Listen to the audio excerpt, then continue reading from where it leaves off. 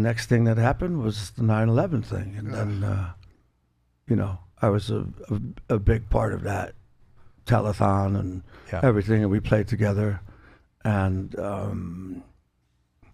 it's many other times. So then we're at the Garden, and he's like, we're in we called it Dinosaurs Row because it was Keith and Mick and Paul and. You're a rock star, buddy. If anybody asks you again if you're a rock star, you're a fucking rock star. No, I think he knows. Let him tell the story about what happened with Keith. It's just an amazing story. Go ahead. Thank you. Thank you. But you know what? So go ahead. You're at the Garden with Keith and it's like Mick.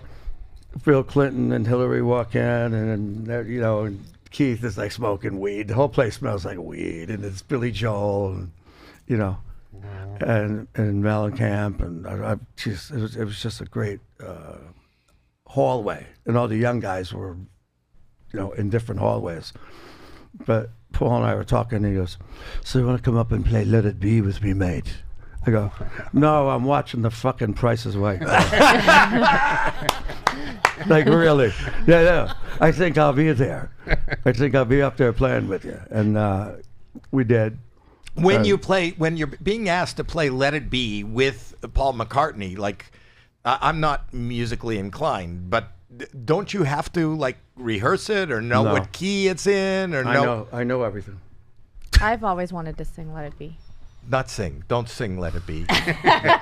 Come on, sing it, baby. No. What do you mean you know everything? How can you know? You know what?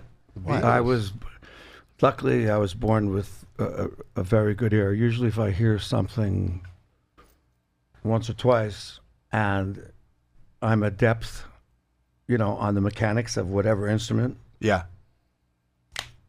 could usually pull that out of my butt, put it that way. I'd be so fucking scared that, this is Paul McCartney. Am I going to hit a note or think he's going to go someplace? You can just follow. I'm not asking for a lesson. You know what? I was in cover bands, obviously, my whole life too. And being in cover bands, and I had a band called Richie Sambora and Friends. How'd you come up with the name? That's a good question. Well, I got a lot of friends. So Richie Sambora and Friends. Yeah, and it mattered who was in town, during that time, but it was always different guys that I was playing sessions with in New York and this, that, the other thing. And I said, well, if you want to come and play, have a good time for a little while, and you'll make $50 and free drinks, and we'll just go. But I just keep thinking the Beatles were a go-to thing. Yeah. Then, obviously, the Rolling Stones. Yes. Did you play with them? Yes, I did many times. Yes. Wow.